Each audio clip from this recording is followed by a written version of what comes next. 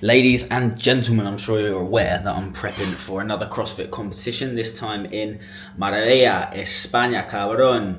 Así que I'm excited for this one. It's been a long run into it and I'm feeling locked in, for lack of a better expression. And I'm going to show you exactly why, because I feel like it's an accumulation of a lot of training knowledge over the years, as well as a lot of coaching knowledge. A lot of things that I've applied to my clients, which I've been learning over the years doing that. I'm able to apply those to myself, so to relay those to you could be very valuable. Of course, first though, we're going to go do some coffee.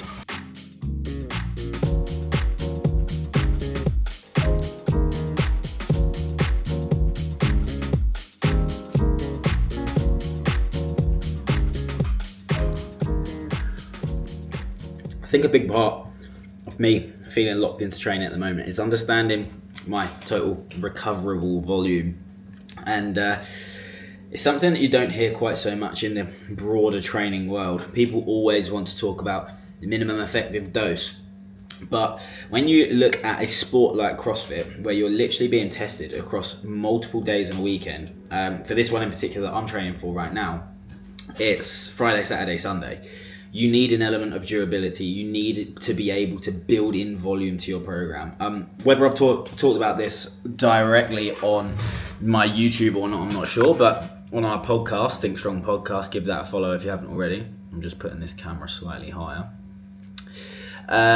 It's incredibly important. You cannot be a fragile CrossFitter that is, unable to handle the functional volume that's required of the sport. It is quite simply part of the sport, and me having a deeper understanding of that is allowing me to not have any days where things have been over or underestimated, not randomly wake up one morning and feel completely trashed, feel like my central nervous system has just been turned up to 11, feel like complete white noise. That is not the case anymore. I've developed this understanding as what's reasonable, what can I still push on, but what is actually recoverable, so that I can get into the next session, the next training week, and understand that, that is going to be sufficient to elicit adaptation without pushing me so far across the other end of the spectrum where I'm not going to be able to recover, where things start diminishing. I've got an easy run and an easy swim to do today, and that means I get to use these, where are we? Bobby Dazzlers. The Nike, what are they called? The Vomero. Supposedly the same model as the Adidas SL. I tried on those Adidas SLs and honestly, uncomfortable. Feels like you've got a football under your foot the whole time. So got those on sale. Bloody brilliant. So looking forward to banking some Ks in those. 60 minutes of zone 2/3 run. I'm not too worried about staying in zone 2 because, conflicting evidence, but we're not getting into that. Just a low intensity run. Nothing over mid zone 3, let's say. But yeah, 60 minutes, longest one of the block. It's important you know what I'm dealing with for a post-workout lunch. Enough.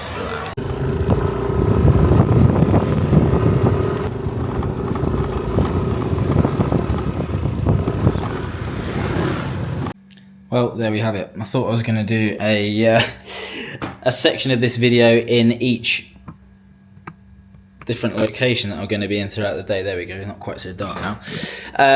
But one thing led to another, and that cafe, can we say cafe? Restaurant I was sitting at earlier was mighty busy and mighty loud. Not ideal recording conditions whatsoever. But let's get into point number 2 then, and that is never letting movement quality slip. Obviously it's going to slip at some stage. Some things are going to go wrong. It's the way it goes. But having this underlying focus, and with a sport like CrossFit that's so reliant on skill proficiency, I don't think you can afford to ever have it not being an underlying focus. Whether that looks like reviewing your lifts, actually consciously thinking about the way you're moving too. Those small actions baked into your routine will add up over the years, and they will permit that ability to apply more volume, to apply more intensity and not run into issues when you do that. I've got 15 minutes to sneak in this next point before we head off to get wet and wild in the pool. 700 meters to accumulate. I'm going to see if I can do a, what would it be, 100 meter length of good technique. Obviously I can swim 100 meters, don't fucking insult me, but with good technique, head down, 3 strokes, 1 breath, you know the deal. Next point is not stressing too much when things do go wrong, and understanding it is inevitable.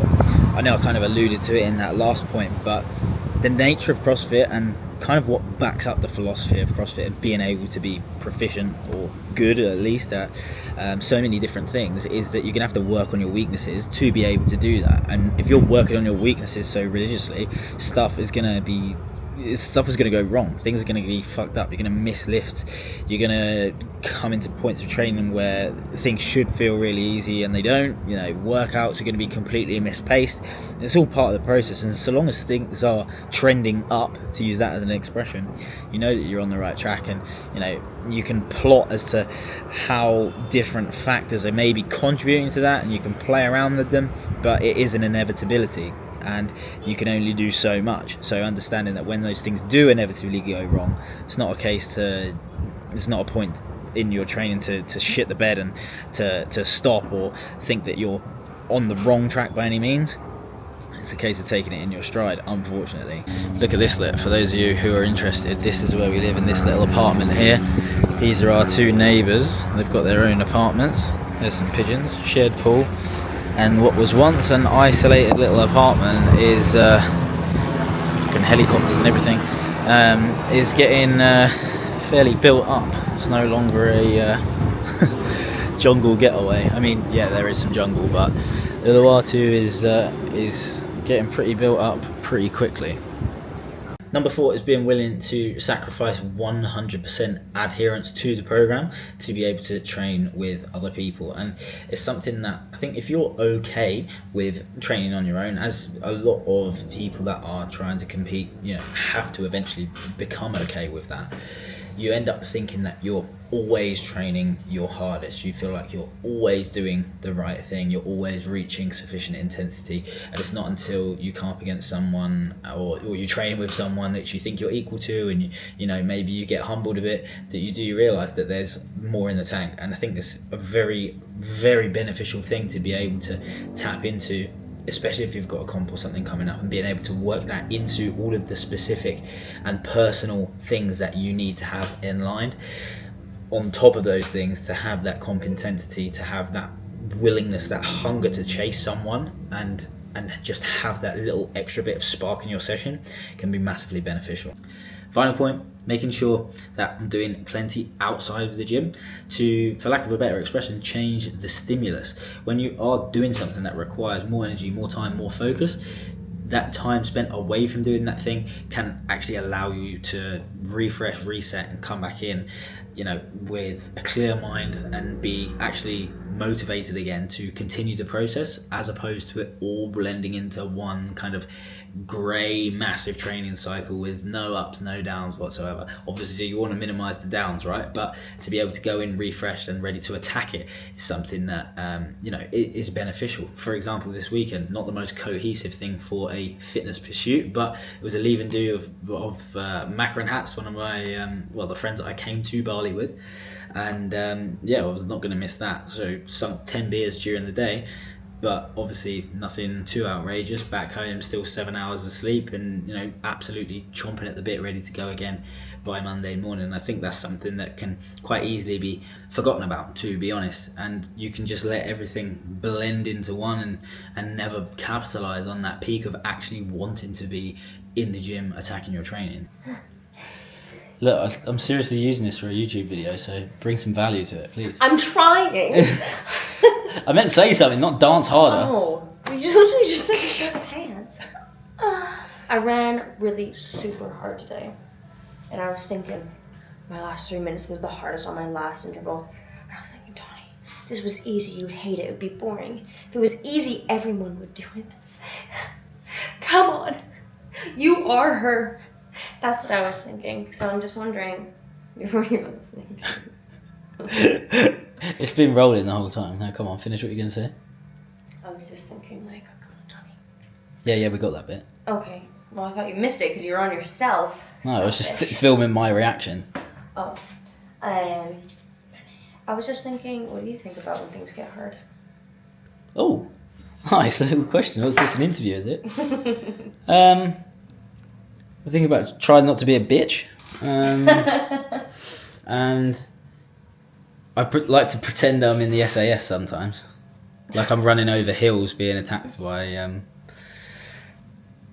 people, or just on SAS selection. Yeah. Sign off this YouTube video. So thanks for watching.